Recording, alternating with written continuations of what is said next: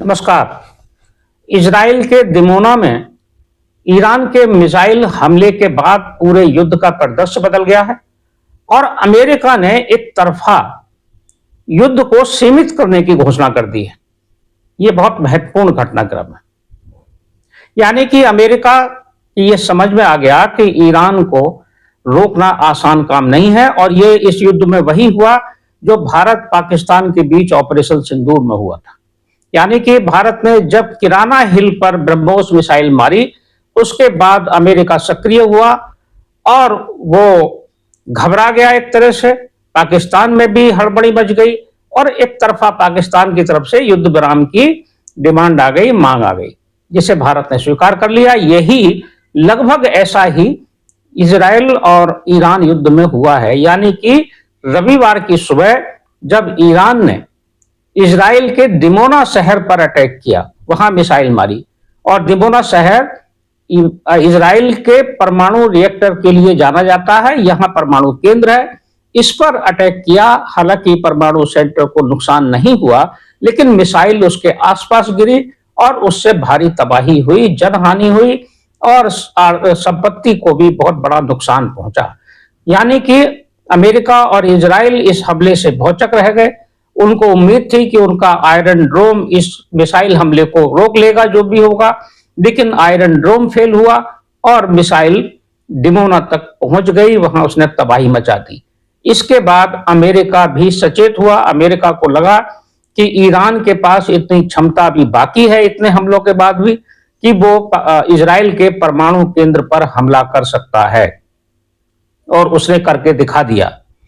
इस कारण से कि ईरान कहीं और ज्यादा हमले परमाणु केंद्रों पर, ऊर्जा संयंत्रों पर ना करे, इसलिए अब कल एक बयान डोनाल्ड ट्रंप का आया। एक तरफा बयान है। उन्होंने कहा कि हमारी ईरान के साथ बातचीत हो रही है और ये बातचीत 5 दिन तक चलेगी। इस बीच उन्होंने इजराइल से भी अपील की और अपनी सेनाओं से भी कहा कि ईरान के ऊर्जा संयंत्रों पर और तेल ठिकानों पर हमले ना किए जाएं।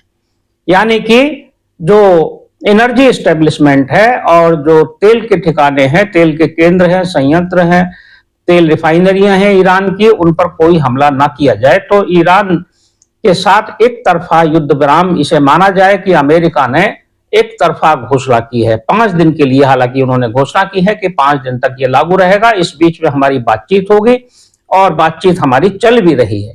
हालांकि ईरान ने इस पर अभी कुछ नहीं कहा है कि उनकी कोई बात चल रही है या नहीं चल रही है। ईरान इस युद्ध विराम को मानेगा कि नहीं मानेगा, ये भी अभी स्पष्ट नहीं है। लेकिन इजराइल के साथ उसके जो मिसाइल के हमले हैं वो अभी लगभग जारी हैं। अब ये माना जा रहा है कि क्या दिमोना के पर अटैक के कारण ही इनकी का रुख बदल गया अमेरिका का, या कोई और भी कारण। तो जो परिदृश्य है उससे ये दिखाई देता है कि हाँ, दिमोना पर भी अटैक से अमेरिका की ये समझ में आ गया कि ये बहुत बड़ा खतरा हो सकता है कि अगर परमाणु युद्ध में अगर बदल गया ये पूरा युद्ध, तो ये बहुत नुकसानदायक साबित होगा, न केवल ईरान के लिए लेकिन इजराइल और अमेरिका के लिए। तो उसने एक तरफा बातचीत की घोषणा की। जो ईरान ये कह रहा था, जो अमेरिका ये कह रहा था 1 हफ्ते पहले कि हम 2 से 3 हफ्ते में युद्ध खत्म कर देंगे और ईरान को सरेंडर करना पड़ेगा, ईरान का नेतृत्व बदल जाएगा, उनकी परमाणु क्षमता हम खत्म कर देंगे, वहीं उसी अमेरिका को एक तरफा युद्ध विराम की घोषणा 5 दिन के लिए ही सही लेकिन करनी पड़ी है। एक कारण तो यह है कि दिमोना के अटैक से इनके सोच में परिवर्तन आया। दूसरा कारण यह है कि ईरान ने जिस तरह से खाड़ी देशों में, जो आसपास के देश हैं जहां अमेरिका के सेंटर हैं, जिसमें खास तौर से सऊदी अरब, यूएई और बहरीन और आसपास के जो भी प्रमुख देश हैं, उन पर जो अटैक किए, खास तौर से जो कुवैत में किए, इन सब हमलों से इन देशों ने एकजुट होकर यह महसूस किया कि ईरान लड़ाई तो अमेरिका, इजराइल और ईरान की है, लेकिन नुकसान हमें हो रहा है। तो इन देशों ने भी अमेरिका पर दबाव बनाया, क्योंकि इनका ईरान अमेरिका के साथ इनके व्यापारिक हित हैं, व्यापारिक समझौते हैं। तो इन लोगों ने भी कहा, इन सऊदी अरब के और ये खाड़ी के देश हैं, इन सब ने मिलकर ये कहा अमेरिका से कि ये युद्ध विराम होना चाहिए, युद्ध रुकना चाहिए, क्योंकि नुकसान हमें बहुत ज्यादा हो रहा है, क्योंकि उनके भी तेल रिफाइनरियों पर हमले हुए। तो एक ये भी दबाव एक कारण था।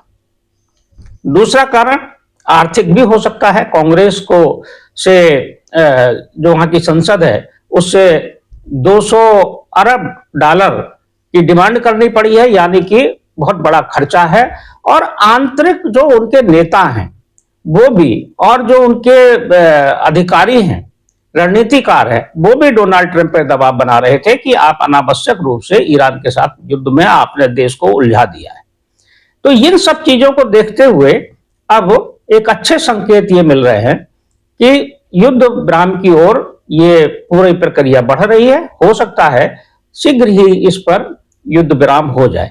दूसरी तरफ भारत ने अपने सुरक्षा चिंताओं को व्यक्त करते हुए प्रधानमंत्री ने कल संसद में बयान भी दिया और इसके लिए एक संसदीय एक कैबिनेट कमेटी की एक बैठक बुलाकर एक समिति भी बना दी जो इस पूरे ऊर्जा की समस्याओं पर और पूरे पश्चिम एशिया पर नजर रखेगी और निर्णय लेगी। ऐसी एक कमेटी बनाई। उम्मीद की जानी चाहिए कि डोनाल्ड ट्रंप की एक तरफा घोषणा के बाद शीघ्र ही युद्ध विराम होगा और शांति पश्चिम एशिया में स्थापित हो जाएगी। समय संवाद में आज बस इतना ही। कल फिर मिलेंगे किसी एक खास विषय के साथ। तब तक के लिए मैं सर्वेश कुमार सिंह आपसे विदा लेता हूं। नमस्कार।